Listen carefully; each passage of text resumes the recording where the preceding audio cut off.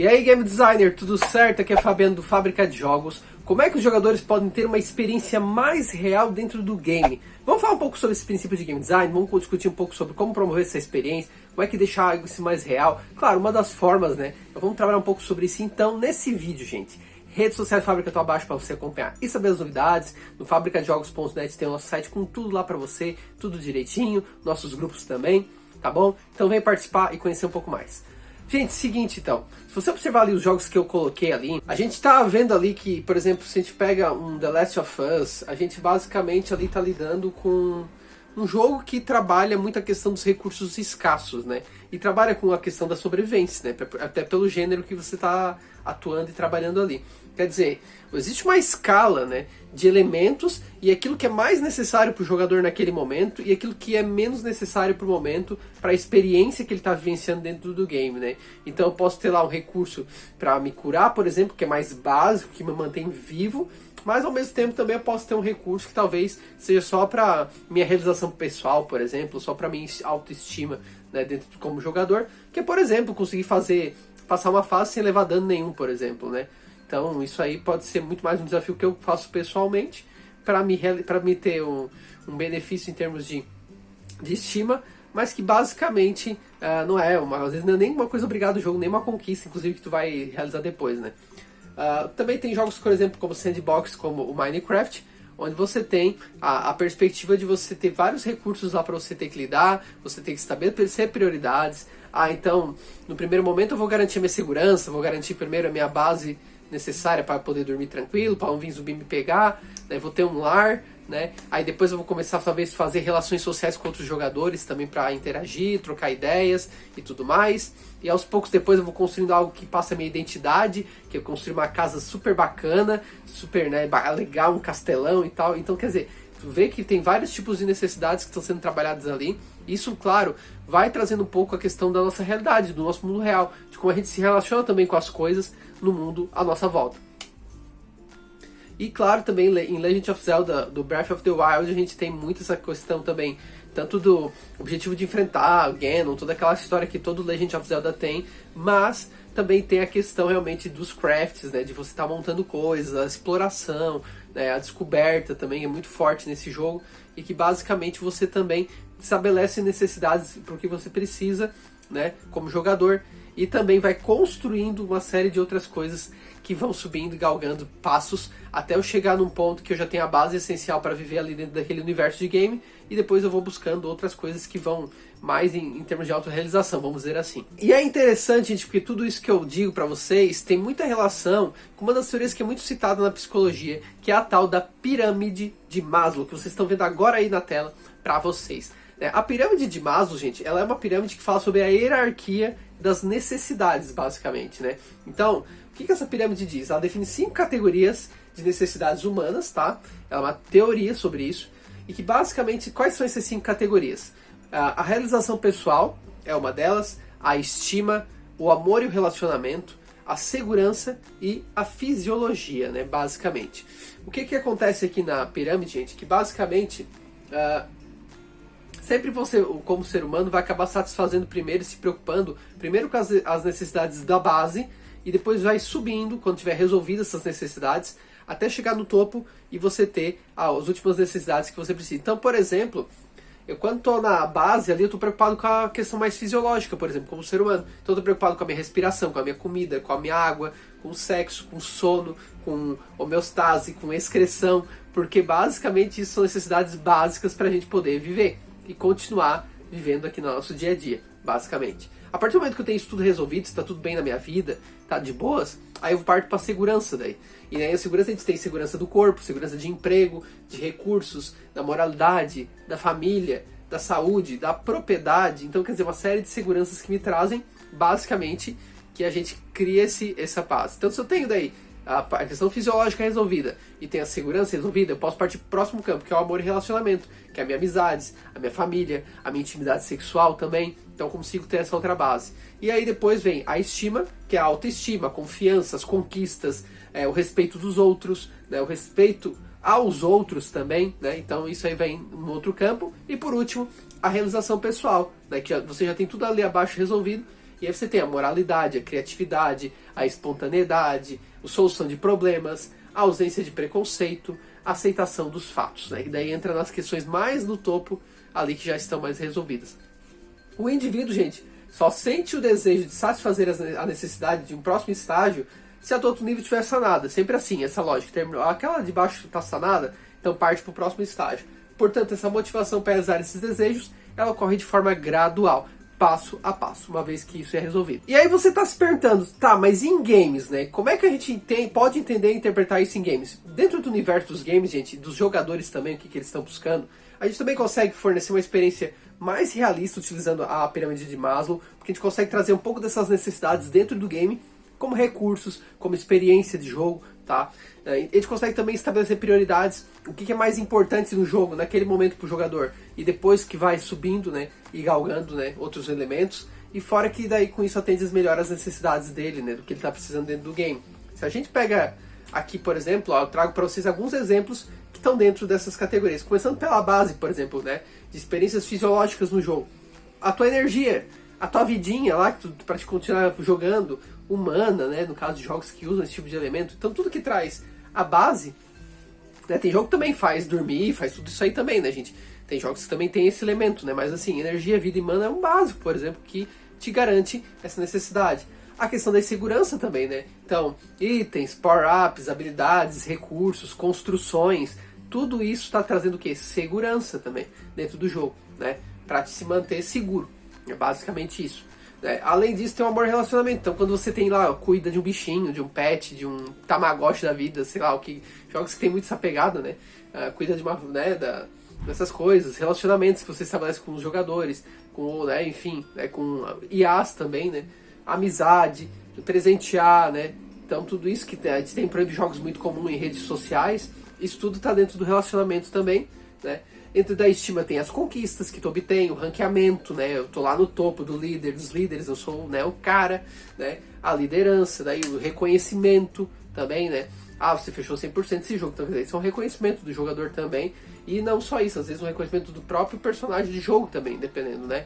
Então ele conquistou lá, fez uma conquista interna lá, ele foi reconhecido como agora um cavaleiro de tal, então por exemplo. Então quer dizer, teve um reconhecimento dentro do game também, não só lá fora, né? E além disso ainda tem como realização especial as skins, por exemplo, né? Pra te ter uma autoexpressão tua ali dentro do jogo, os avatares, basicamente, a construir coisas também, né? Tudo isso mexe com questões, por exemplo, de imaginação, resolução de problemas. Então com isso também você está tendo essa autoexpressão, né? Então aí está lá no topo das realizações. Perceba ali que ali todos são elementos que compõem o jogo também e que a gente pode pensar nisso, organizá-los dessa forma para orientar o jogador e estabelecer necessidades para ele. E essas questões todas, gente, são questões que o game designer se preocupa ao avaliar o que está criando. E se você não sabe ainda o que faz um game designer, o que está esperando, cara? Vai lá, ó, e baixa o meu e-book gratuito, Os Segredos Pré de Games Viciantes, que tem tudo lá explicando o que faz game design, princípios de game design, para você aprender de graça comigo, só baixar e ir lá aprender, tá bom? Tá aqui embaixo na descrição, nos comentários, dá uma olhadinha. Aqui trago dois exemplos de jogos para gente trazer uma discussão, gente. Então, por exemplo, no StarCraft, né? Ou jogos RTS de modo geral, outros também que trabalham com esse estilo de construção, enfim, né? Quais são os recursos que são mais essenciais primeiro para fortalecer minhas tropas? Então, quer dizer, o jogador, por base, ele já vai procurar o quê? Onde é que tem cristal e onde é que tem gás vespeno. Porque sem cristal e gás vespeno no StarCraft, você não consegue fazer nada. Absolutamente construção nenhuma, nem tropas, nem nada. Então, quer dizer, isso é um recurso básico e todo mundo vai querer lutar e brigar. Então esse recurso a gente poderia dizer que é um recurso bem fisiológico, né? Básico desse jogo, né?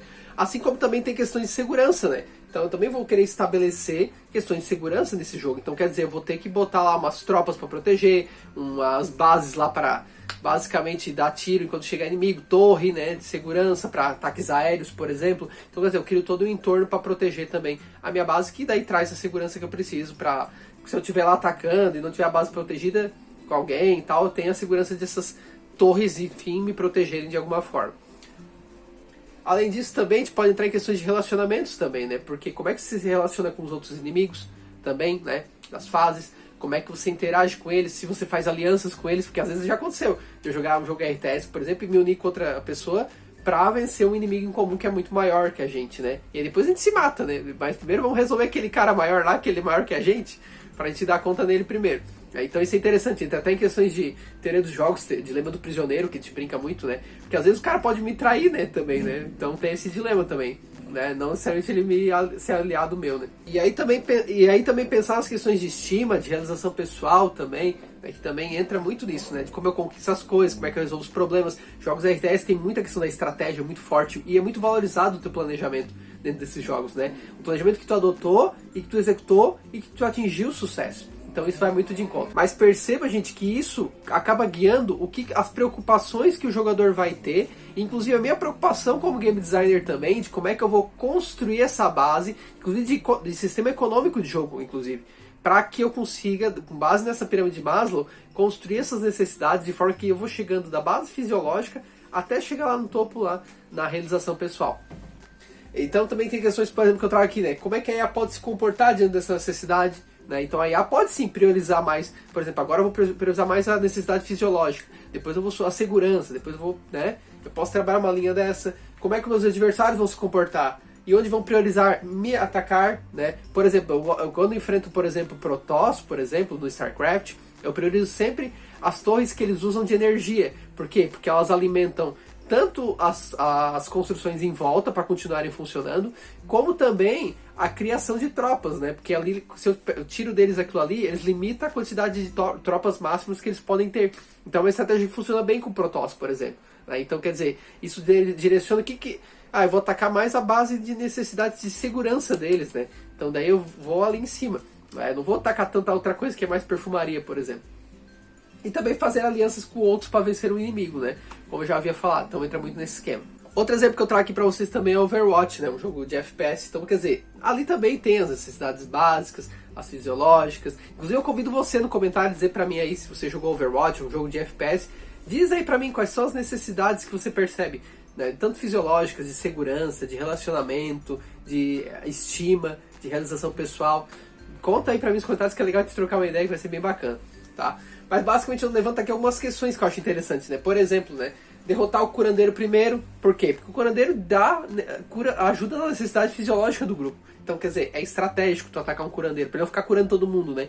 Então, quer dizer, colocar na linha de frente o tanque pra proteção, pra segurança do time, né? Articular estratégias com a equipe, olha aí, o relacionamento, a socialização aparecendo aí, né? Conseguir 20 mortes seguidas, isso aí é questão de estima, por exemplo, né? Isso tem no Overwatch, né? O cara quando faz uma morte lá violenta, ele ganha um destaque, né? Na batalha, né? Daí parece lá a cinemática dele, né? Derrotando e o replay, né? Então, quer dizer, tem muito essa pegada. Ter uma skin da diva, por exemplo, que é uma personagem ali que vocês estão vendo na foto rosa, né? Com ela policial, isso tudo mexe com a questão por exemplo, de realização pessoal, né? De autoexpressão, imaginação, né?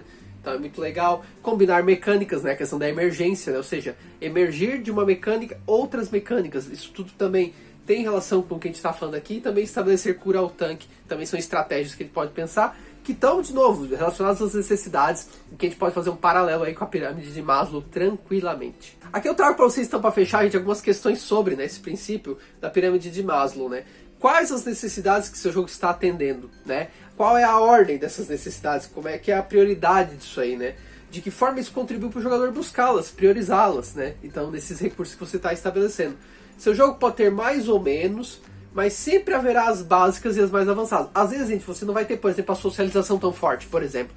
Mas a base, você ali fisiológica, segurança, geralmente sempre vai ter, né? E depois as outras de estima e realização pessoal. Né? É muito comum isso, você às vezes não vai ter 5, mas você tem uma base que leva uma de cima, né, 2, 3, e aí você tem esse estabelecimento de prioridade, né?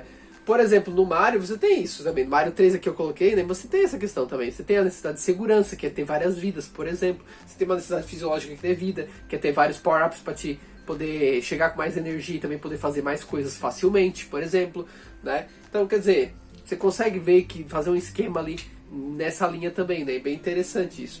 E como é que isso afeta a economia do teu jogo também, né? O comportamento dos jogadores da IA, como é que vai ser? Isso tudo direciona para estabelecer necessidade, o que ele vai priorizar primeiro ou não. Quer dizer, a pirâmide de Maslow é um princípio que acaba direcionando muita coisa e que eu acho muito interessante trazer para vocês conhecerem essa abordagem dentro do game design também.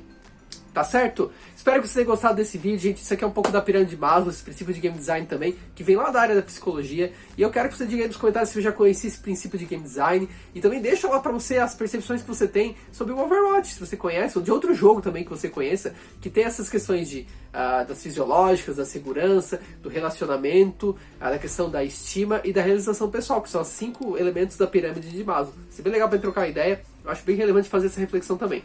Tá certo? Espero que você tenha gostado desse vídeo então. Tchau pra vocês então. E até o nosso próximo vídeo do canal do Fábrica de Jogos. Valeu, abraço!